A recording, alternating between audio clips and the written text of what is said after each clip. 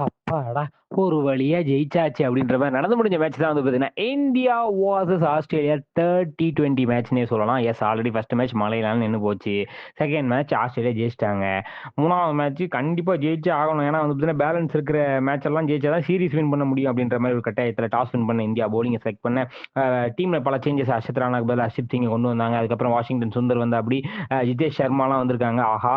Team இப்பதான் ஒரு கலையா இருக்கு அப்படின்ற மாரி மேட்ச் ஆரம்பிச்சு. ஹெட்டும் மிச்சல் மார்ஷும் ஓப்பனிங் இறங்குனாங்க. ஸோ வந்து பார்த்தீங்கன்னா, ஓப்பனிங்கே வந்து பார்த்தீங்கன்னா, வெறித்தனமா போட்ட ஹர்ஷித் சிங் வந்து பார்த்தீங்கன்னா, ஹெட்ட 6 ரன்னுக்கு காலி பண்றாரு. அதுக்கப்புறம் ஜாஷ் இங்கிலீஷ்ல 1 ரன்னுக்கு காலி பண்றாரு. செமையா வேற லெவல்யா அப்படின்னு இருக்கும்போது, வருண் சக்கரவர்த்தி அவர் பங்குக்கு கேப்டன் மிச்சல் மார்ஷ 11 ரன்னுக்கு காலி பண்ண, பேக் டூ த ஃபார்ம் அப்படின்னு இருக்கும்போதே வந்து பார்த்தீங்கன்னா, அடுத்த பாலே மிச்சல் ஓவன வந்து duck out golden duck out பண்ண சூப்பர் இனிமேட்டு பாருங்களேன் அப்படின்னு இருக்கும்போது வந்து பார்த்தீங்கன்னா, என்னத்த பாக்க இந்த பாருங்க அப்படின்ற மாரி டிம் டேவிட்டும், ஸ்டானிஸும் வந்து பார்த்தீங்கன்னா, ஒரு செம பார்ட்னர்ஷிப் அமைச்சு வந்து பார்த்தீங்கன்னா, பிரிச்சு எடுத்துட்டாங்கன்னே சொல்லலாம்.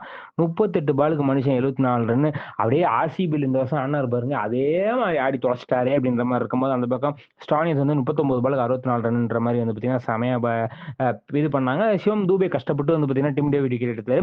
ஹர்ஷித் சிங் வந்து பார்த்தீங்கன்னா, ஸ்டானிஸ் விக்கெட் எடுக்க அதுக்கப்புறம் வந்து பார்த்தீங்கன்னா, மேத்யூ ஷாட் வந்து பார்த்தீங்கன்னா, அவர் பங்குக்கு ஒரு 15 பாலுக்கு 26 ரன் நாட் அவுட் பேட்ஸ்மேன் அடிச்சு முடிக்க, ஓவரால் 20 ஓவருக்கு 186 ரன் அடிக்கிறாங்க ஆஸ்திரேலியா.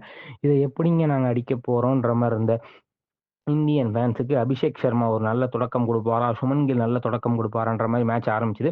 சுமன் கில்லும் வந்து பார்த்தீங்கன்னா, ஒரு 12 பாலுக்கு 15 ரன் இருக்கும்போது Nathan Ellis ball out. Abhishek Sharma 16 பாலுக்கு வந்து பார்த்தீங்கன்னா 25 ரன் இருக்கும்போது பார்த்தீங்கன்னா, நேத்தன் எலிஸ் பால் அவுட். செமையா பவுலிங் போட்டாருன்னே சொல்லலாம். அவர் அவுட் ஆக அதுக்கப்புறம் வந்து சூரியகுமார் யாதவ் வந்து பார்த்தீங்கன்னா, அவர் பங்குக்கு 2 சிக்ஸ் விளாசுனா அப்படி 11 பாலுக்கு 24 ரன் இருக்கும்போது ஸ்டானிஸ் பால் அவுட். என்னங்க யாராச்சும் ஒரு ஆள் நில்லுங்க அப்படின்னு இருக்கும்போது அக்ஷர் பட்டேல் 17 ரன்னுக்கு காலி. அட போங்க. வாஷிங்டன் சுந்தர வந்து பவுலிங்கும் போட விடல.